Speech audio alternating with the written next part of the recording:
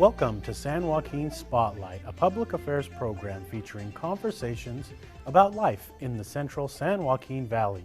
This program is brought to you in partnership between KFSR 90.7 FM and CMAC Fresno. I'm your host, Sevag Tateosian. Today we're going to be talking about art with local artist Aileen Imperatrice. Aileen, welcome to the program. Thank you for inviting me. I was reading your bio, and it sounded like you have always been a fan of art ever since a young age. So when did you decide that art was for you? Well, I can remember as a child I would draw and do my own comic strips and do whatever little drawings I could do for myself just because I found it fun to do. And then as I grew up, when I went into school, I started to see a real aptitude in myself that I wanted to continue to do this. And so when I got to high school, there was one art class. I took it, and the teacher recognized that I really had a drive for it, and she offered me the chance to take it a second year in a row. And that was the one art class that you could take, so I took it 2 years, and then went on to Fresno State. And when I first started in Fresno State, I was actually a major in psychology. But I kept feeling that draw back to doing art. And so I went to the art department, and I ended up getting a degree, a Bachelor of Arts, in drawing and art design, illustration. And then when I graduated from Fresno State, I went into working with the Fresno Bee and was a graphic artist. And so when I first started working there, I was doing ads. I was drawing illustrations for ads. And so there was my art involved there. And that's when I started to notice that I wanted to also do fine arts as well. In a few minutes, the audience is going to get a chance to actually see some of your artwork. Great.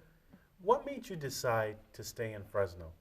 Well, Fresno is great for the location that you can reach the bigger cities and where they show the bigger gallery shows in a day. And so it makes it easier for me as an artist. I can afford to live here. I can do my work. There's a great community of supporters here. And then I can show my work still in the bigger cities like San Francisco and LA and make it in a one-day trip. And so it makes it easy for me to travel to those places. And then I even have work in other parts of the state or in other parts of the country. And I can ship those things out to those places. But Fresno is just a great place to start. Now, what we're going to do is we're going to actually take a look at a piece of your artwork, and I'll let you describe it. So here's the piece of artwork.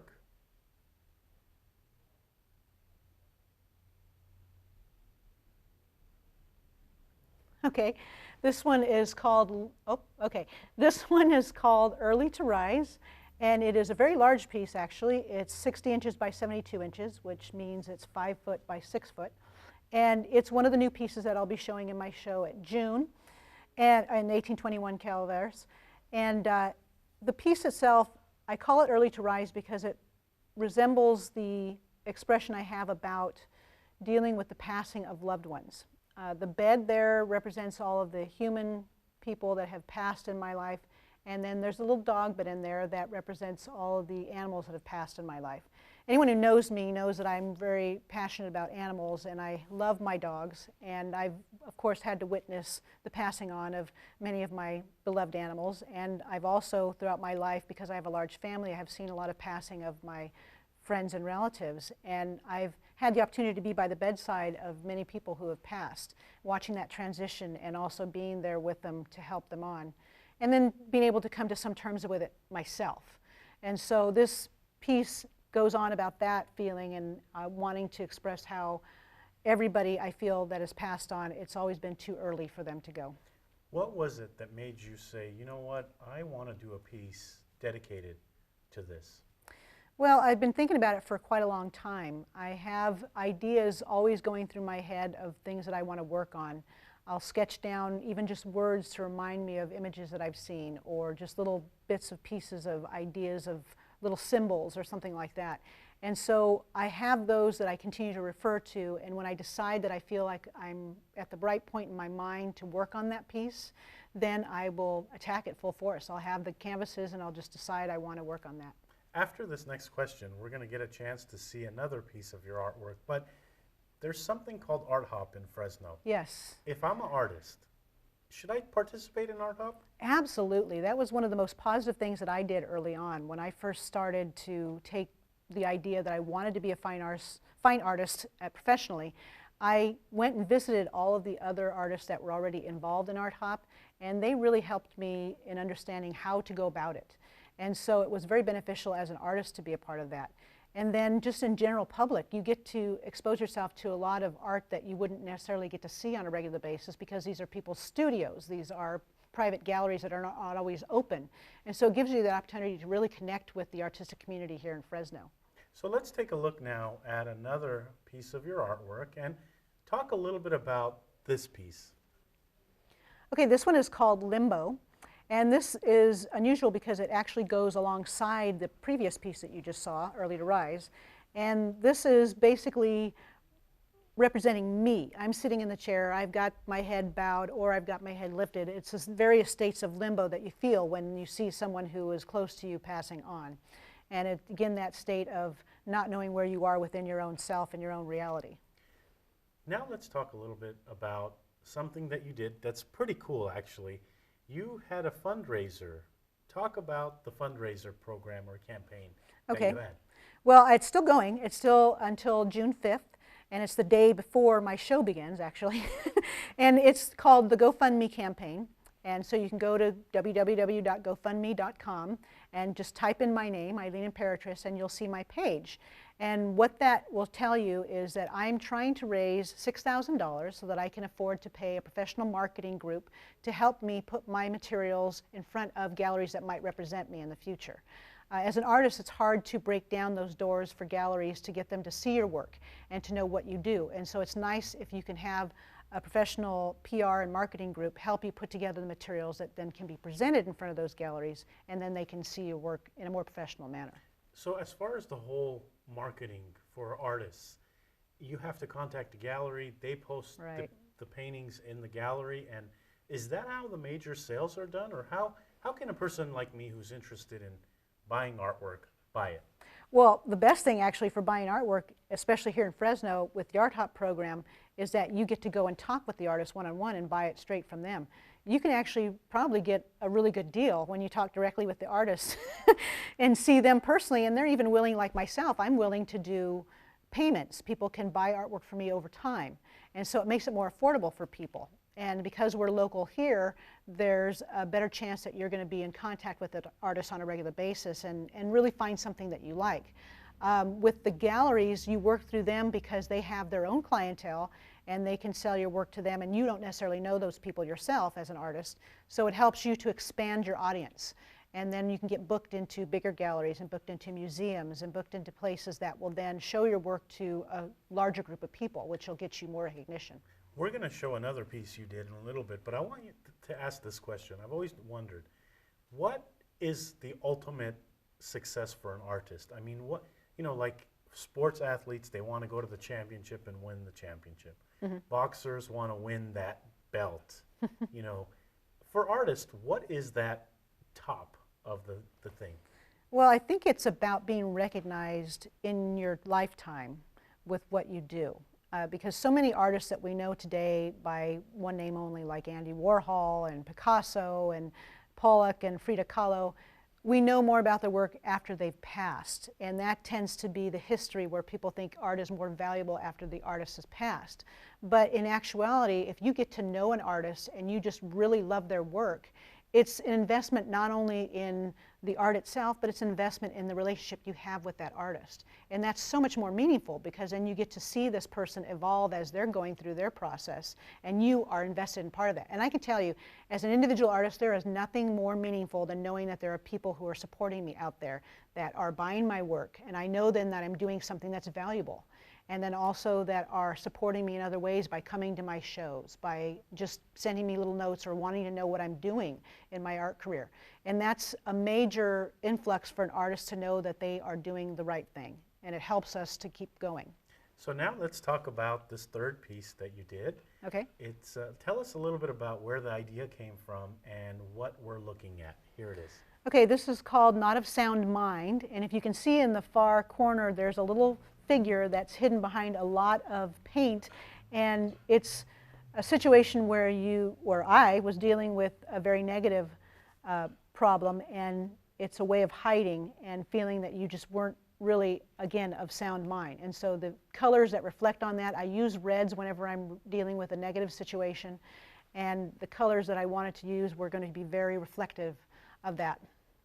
Has there ever been a time when you have drawn something that you think it looks like, and then other people come and say, oh, I see it, it's something else? Right. And I mean, it's got to feel good that Oh, your God, yes. artwork can have two different meanings. Absolutely, and that's one of the best rewards, actually, because when I'm in my studio, when I'm working, when I'm creating the artwork, I have my own ideas of what I'm doing, and that's the real journey for me. That's the point that I need as an artist to create the work, to feel like I'm getting something out, I'm expressing something, and then once it leaves my house, whatever anybody takes from it is a bonus, because you have no idea. People are coming with their own life experience. They're coming with their own things that they've gotten through with their own life, and when they see something in it that you hadn't even dreamed of, it's just, you're amazed, and I'm constantly amazed. I'm always blown away when people come up and say, oh my God, this means so much more to me because of this.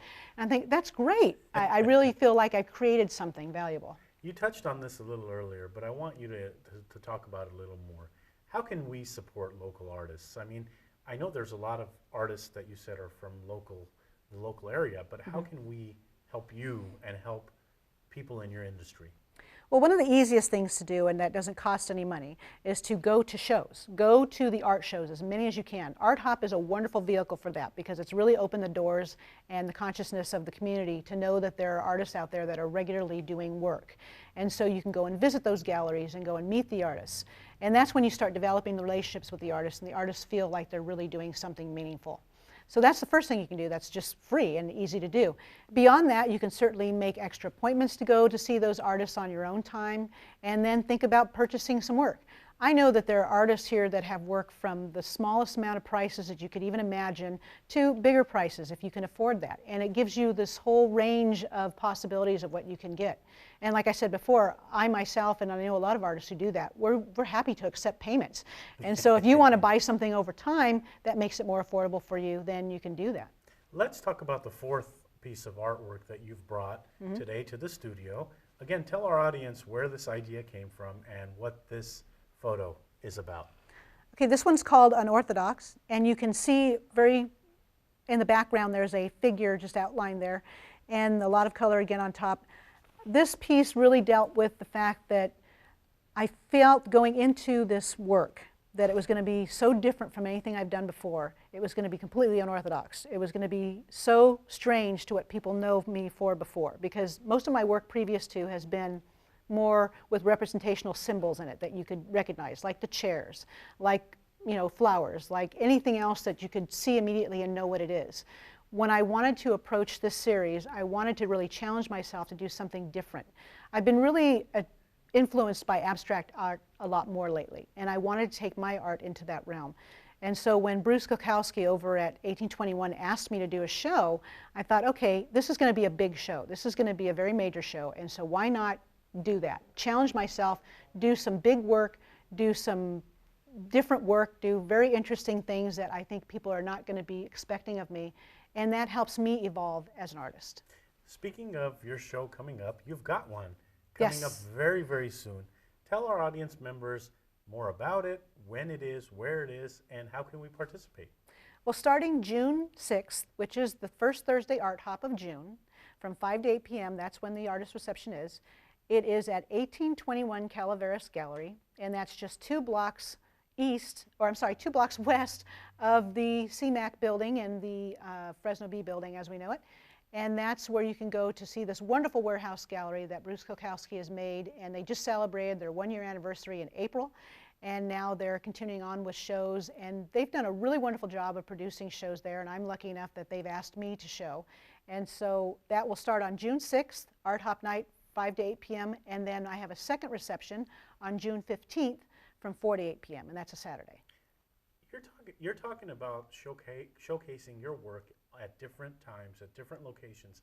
In your career in Fresno, are you seeing that now there's a lot more energy around art? I mean, have things changed for the better lately? Absolutely. I think definitely with the Art Hop program in particular, it's grown by leaps and bounds. And again, I say it's because it's opened up the consciousness to the general public that there's a vital art community here.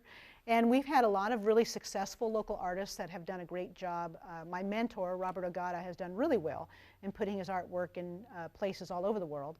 And I've been lucky enough to put my artwork in places all over the country, and I have artwork in Italy, in a museum in Italy right now. So it's been a chance for local artists to really grow by seeing an example of other artists doing their own thing. And we champion each other on all the time. That's what I think is really wonderful about the artist community, is that we visit with each other regularly, share ideas, talk about techniques, and figure out, okay, how can I make a mark as an individual artist myself? And then we, go from there and see where it takes us. Do you do your art on paper, or is it that thicker canvas paper? I do it primarily on canvas, and it is the big, as you saw, the pieces are big canvases, and I like to use the professional grade canvases because I know that they're sturdy enough to stand up to all the abuse I put them through, which is a lot of paint, and I love to use the palette knife and brushes and everything, so I want to have a substantial piece that will hold the test of time. So for people like myself who have never painted on that thick paper, is it easier or harder? Oh, I love the canvas. It's actually, the texture itself of the canvas even works into the work itself. I like to have a lot of texture in my work, and that's why I like to use a lot of paint. But even then, with the palette knives, I can scrape off a little bit, and you can see the texture of the canvas even in it. So it makes it more interesting overall. You have a show on TV. Can you talk a little bit about your show? Oh, okay, my Artist to Artist show. That is also being produced through Sevag Studios, and I have the first couple episodes ready to go. And it's basically the conversations that happen between artists. A couple of years ago, my husband for Christmas gave me a little flip cam when those first came out, and it took me about 6 months to figure out what I wanted to do with it. And I just started going around and interviewing my friends who were involved in a lot of different creative pursuits. And then when I did one on talking to a particular artist, and I went to Art Hop with some friends, and I just started talking to all the different artists, and I posted that on YouTube and had it on Facebook, and everybody responded so favorably and said, wow, this is great, you really need to do this more often and do more shows. And that's when I thought, well, if I'm going to do it, then I need to do it a little more professionally than just a little handheld flip cam, because the sound is not good and all that. So I came to the Sevag at that time because Jerry Lee had asked me to do the artwork here, put the first show up when they first opened in March and April of 2012. And so when I came here and I saw all the production facilities, I thought, wow, this is a great place, and this is equipment I can use if I'm a member. So I became a member and went through all the classes, and that's when I started to create my show, Artist to Artist. And now what that is I'm sitting down with a fellow artist, and we're having that conversation where we talk about technique, we talk about methods and process and the art itself and how we want to be artists and why we like to be artists. You're talking about YouTube. You've mentioned that you've got this cool social media fundraising campaign that you've got going. Social media to artists. Yes. Important? Oh, very, because most of it's free.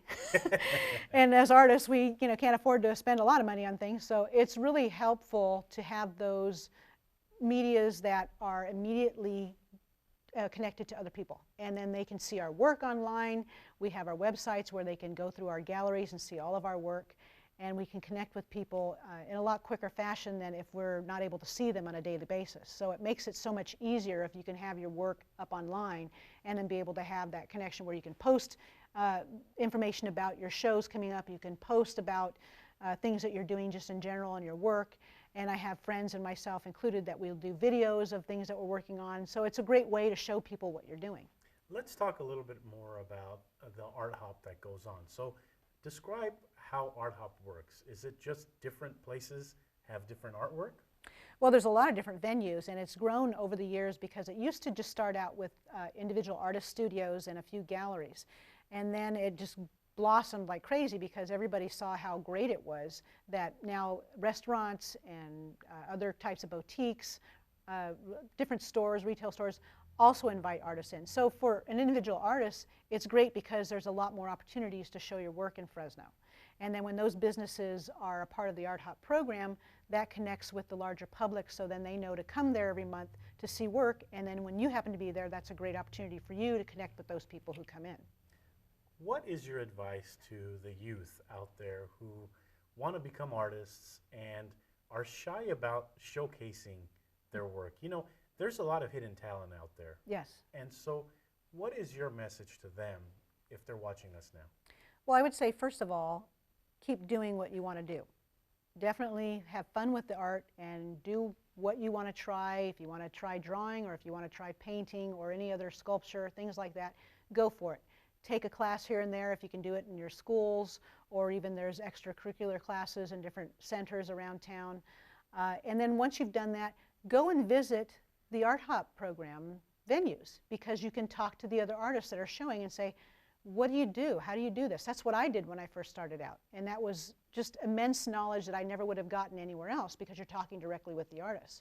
And you'll find that a lot of the local artists are really very giving in their information and will help you understand what it really means to be an artist in Fresno today. You mentioned earlier that you have scratch pads, or you jot down ideas and then you work on the painting or the artwork after that. Mm-hmm. Has there ever been a time where you've forgotten what you wanted to work on? I mean, it happens all the time where you have this great idea and then you forget it.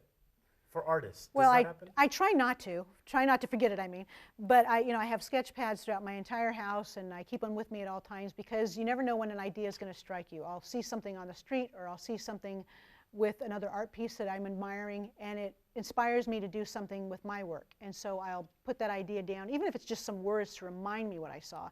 But I'll even sketch down little symbols and things that remind me of images that really strike me. And then I'll go back and work with that. The hardest thing is when I have an idea in the middle of the night in my dreams, because then if I'm lucky enough to think about it and remember to wake up and write it down, then the next morning I wake up and hopefully I remember what it is that I wrote down and figure out what it is. Or if I don't wake up and I wake up the next morning and think, okay, what was it that I was dreaming of? What was that image? And you really have to search your thoughts. So that's the only time I think I've ever forgotten, is if I don't wake up in time. Has there ever been a time where you just went with the flow? You put a piece of paper on the table, you started drawing one thing and then added another thing, and then, and if that has happened, what has the end result been? Well, that does happen more often than not, because as an artist, it's really beneficial if you can be more flexible when you're working on your piece. You never know how it's going to evolve as you're working on it, and sometimes there's happy accidents and it actually works out better than you even planned. And so you have to be open to those possibilities. And so when I come to a canvas, primarily I have an idea of what I'm going to do already. I have it either sketched down as a symbol of something that I want to use, or a treatment or a texture that I want to use, and even the colors. Now, what's interesting about that is this most recent series that we've seen images of. All of these pieces, I decided to abandon that and go with more purely an intuitive nature to creating these works. And that was a way that I wanted to challenge myself to do something different, because usually I have everything so well planned out and I have things down to little details of how I want things to be arranged. But I really wanted to test my own intuitive nature in the way that I approached each piece. So I had an idea of, okay, this is a figure that I want to incorporate, but that was it. Beyond that, then I thought, where would I want to put it? I kind of felt it out when I had the canvas in front of me, and then the colors kind of just went with it, and I felt, okay, they're a little bit here, a little bit there. And it's a really scary process for me personally, because I'm used to having more of a detailed idea of what I'm going into, but it was also very freeing, because I thought, okay, I'm just going to let it happen and see where it goes. And I've been so happy, because for the people who have seen the pieces so far, have been very complimentary and said, this is really interesting, this is really neat that you've done this, because it shows almost how my mind works within the working of the piece itself, which was a whole different way to approach it. How long does it normally take to do a piece of art like the one we saw? Oh, it could take several months. And with all of this work that I did for the show, I have been working on it since starting at the end of last year and through up until now. And in fact, I'm still finishing touch-ups on some of the pieces right now. And so it can take months to do pieces. And specifically, like with some of the work that I have that takes several layers, I have to let things dry before I can come back and do the next thing. So I'll work on several pieces at a time. And so I may have 5 pieces that will all be done around the same time, but it's because I've worked on them all during that time. And that's what I was going to ask you next, actually. You talk about something that I was going to ask you about is it okay for an artist to have 5 or 6 different projects going at one time instead of focusing on one and completing one? Well, I think in my mind I'm always focusing on the piece that I'm working on at that moment. And what I like to do is I really do seclude myself in my studio when I'm working. Most people know that when I'm in studio time, when my mind is in that frame of work, I'm completely different. My personality is completely different because I'm so focused on what I'm doing. But because of the nature of the beast, where some pieces need to dry a little bit before you can do the next thing, you do have to have some pieces you're working on simultaneously. But at the same time, what I have on my easel, that's what I'm focused on. And the other pieces are out of my head at that moment. I'm just focused on what I'm working on. Talk about the event coming up in June. Okay, well, this piece, or this show, I mean, in June is a really big one. It's called Selective Memory. That's the actual title of the show, Selective Memory.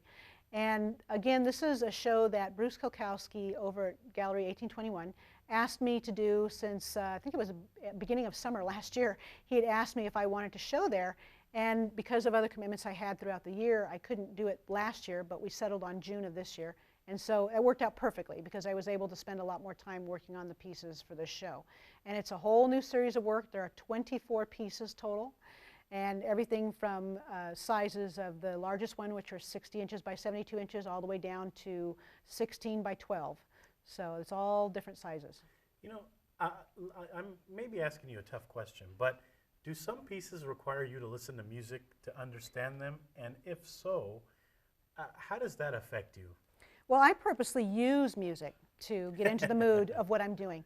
And what I have as a ritual for my own working process is weeks before I'm actually going to go into studio, when I have an idea of what I want to do, I will sit for hours and watch documentaries and movies of other artists, because it puts me back in the frame of mind of why I am an artist and what that drive is to be an artist.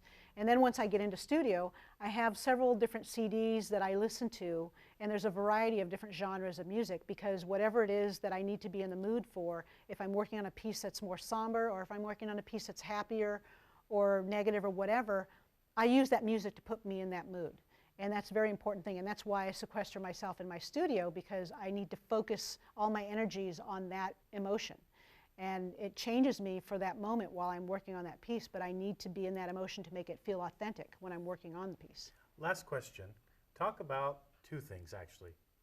The fundraising drive and how people in our audience can get a hold of you. Okay, well, the GoFundMe campaign, if you go to the GoFundMe site, which is www.gofundme.com, and you type in my name, Aileen Imperatrice, you'll go directly to my page, and you can donate directly off that page. And you can start at the level of $5, and with the $5, you'll get a reward of a personal thank you card from me with a little drawing that I've done personally for you. Or you can go up to the next level, which is $500, and you'll get an original piece of art when you donate that much. If you donate $1,000, you'll get an original piece of art, and you'll get a personal tour from me for an art hop of your choosing. Now, of course, you can donate anywhere in between those levels, or you can even donate even more than $1,000 if you want. But you know, any amount you can donate is going to be a great help to me, because then it helps me afford the marketing help that I need to be able to put my work in front of galleries. Incredible. That's all for this edition of San Joaquin Spotlight. Today we heard from local artist Aileen Imperatrice. I'm your host, Sevag Tateosian. Thank you to the volunteer crew that made this production possible. Thank you to 90.7 FM, KFSR Fresno, and CMAC of Fresno. Tune in next week for a new edition.